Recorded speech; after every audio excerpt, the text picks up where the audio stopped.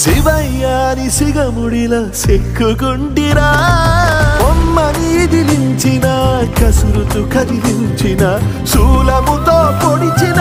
పాములు కరిపించిన నిన్నొదిలితే నా పేరిక తిన్నడే కాదురా